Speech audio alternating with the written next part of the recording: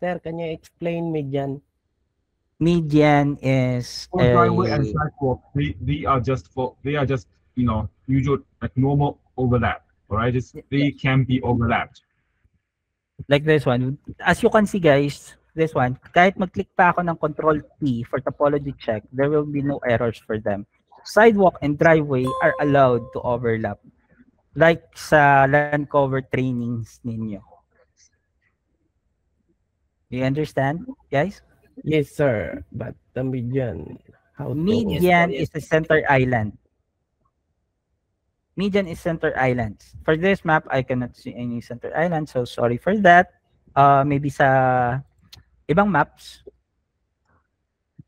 magkakaroon tayo. This one is not a center island. So for now, guys, any questions? Inside parking and outside parking, are we clear for those? Yeah. Sorry, sir. We don't need outside parking except parking. Yes, right? Just park yes. one category. That will be fine. Yes. For inside parking and outside parking, guys, we can label them as parking lots. So no need to stress yourself about it. For kickbacks issues like this one, guys, kickback issue, makaka-receive kayo na to kapag nag-work kayo. Okay, so first click Control T for this. The main causes of kickbacks is because hindi naka-snap na maganda yung part na to. So all we need to do is to snap them building itself. And then try to click Control T. And then actually, magiging okay na yan. Kickback, in some cases, kickbacks with a much larger scale, like this one, bigyan natin ng kickback. Ituturo kayo ng kickback sa kung saan nakakonect na part. Okay? So all you need to do is to fan out if where or what part hindi siya nakakonect. Like this one, dito siya na part hindi nakakonect. So ayan yung aayusin ninyo. Do you understand? Kasi yung iba is nahihirapan maghanap ng mga kickbacks na yan.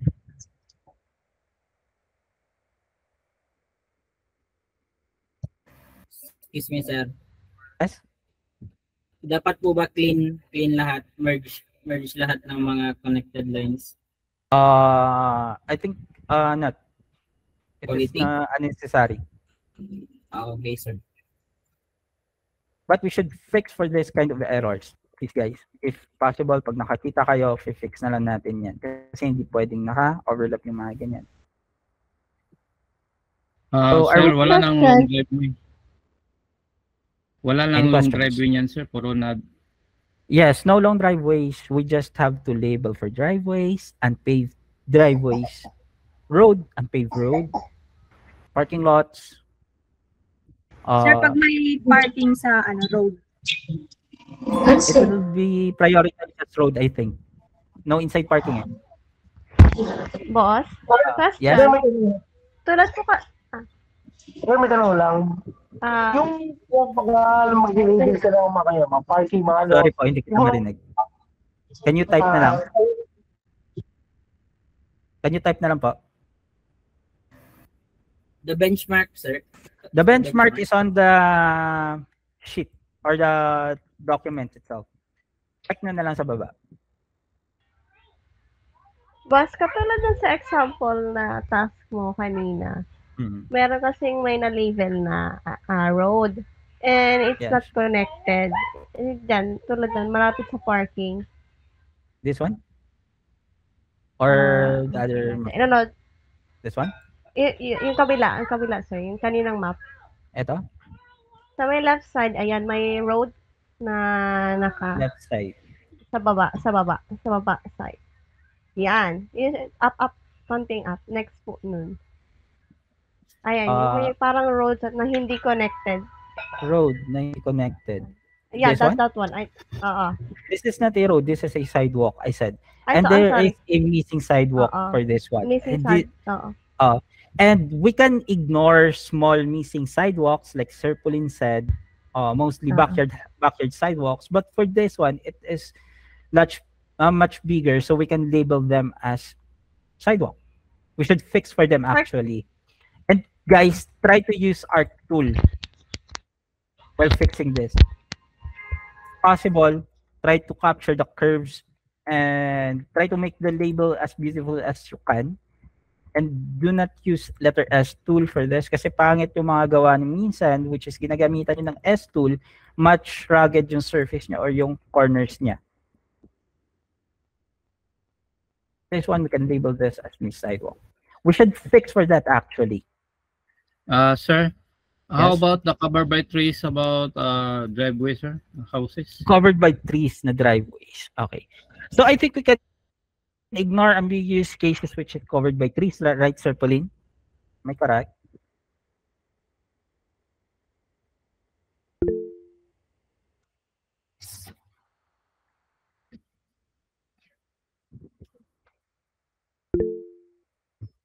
Sir, question sir, if sa missing building sir, if merong miss, then you label it as missing building, isi-shift din po ba siya tulad ng iba? Ayun. Good question. Sir Pauline, are you still here? Sorry. Sir? Pauline? Yes, what's the question? If we label missing buildings, should we shift them or let it stay on their roof position? Follow the neighbor building to shift it. Okay. So you have to shift them accordingly based sa neighbors nila. Okay? Claro? No, it's not demo quality. We have 6 pixel arrow. Yes. For missing pavement, sir, we can label them, right? Missing pavement, yes. Missing pavement, missing driveway, shifted Parking lot. sidewalk, shifted road, missing parking lot, and all the overcoat. Okay, all the overcoat parking, pavement, anything that is overcoat or changed. Okay. Guys, overcalled are those labels which is wala na sila sa part niyan or di sila kailangan. Like for example, grounds. So for this one, as you can see, there is no swimming pool in this area right here. So we can or we should delete for them. And missing pavements, we should fix for them as well. Wrong pavements, like for example, for this one, we can label this or fix this. We should fix for them. And we have a 6 pixel error allowance. Any questions for now, guys? Sa ano sir, can you explain more about planting strips sir? Nag-o-occur lang po ba yan pag yung... Actually, planting strips is labeled by the system. Okay, so for that or in that case, you don't If you see missed planting strip, you should also or missing a median, you should also label it. It's pretty easy. Planting strip is the vegetation, the strip between sidewalk and the road. Okay. But the grass between sidewalk and the road. It's pretty common. Yes, it's pretty common. In the land cover project that we have the grass between sidewalk and the road, but we just mark it as a planting strip. Medium is the island on the road. Mas commonly yung mga median na yan is nasa highway. There's actually no medians on residential areas or downtown areas. Sir, paano pag yung median grass part? Planting strip?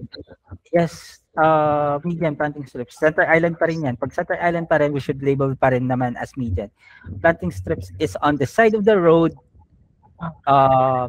which is, eto, nasa side ng road, yung gaps in between sidewalks and road. Yung sa ano sir, sa planting strips, yung mga ano yun, mga sidewalk na papasok sa bahay, i-ignore na lang yun, gawin na lang planting strips lahat. Hindi.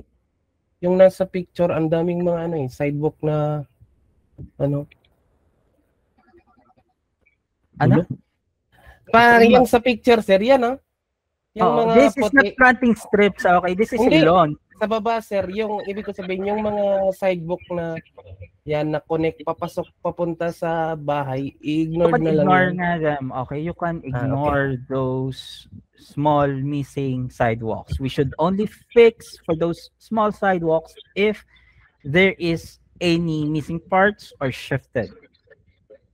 Not unless kung malaki yung sidewalks. Please don't stress yourself for those small details, guys. If no more questions, we can open this tab. So median is anything in between roads? Yes. Center Islands. Yes. Clarify lang, boss. As long as they're raised. It's not, hindi na kailangan i-fix. Yung yung mga misspot, special sa mga big building, no need to fix. We should fix for them. Big building lang? Misparts. Like for example, what? Example sa big buildings, kung may misspot, yung label? Yung label, big building. We should label for missing buildings. And yung mga buildings na yan, okay na yan. Okay na yan, okay na yan. Okay na. Missing building line. Like for example, usually wala naman talaga masyadong missing building dito. In some rare case, if there is missing building, we can label them. Pero yung mga missing parts na yan, you can at least ignore for them.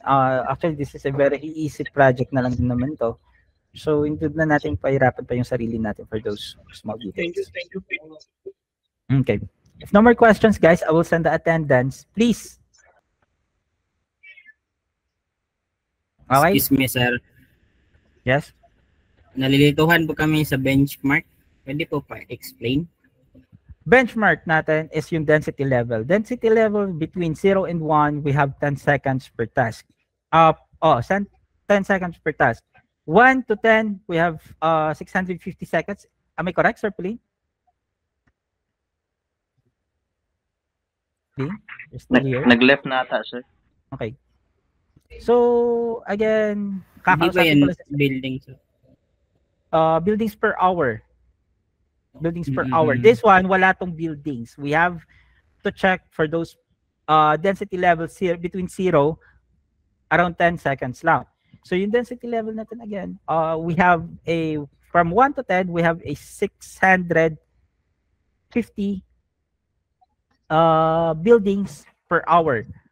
For the density naman, which is 11 to 50, we have a density, or we have a building, we have 2,200 buildings per hour na,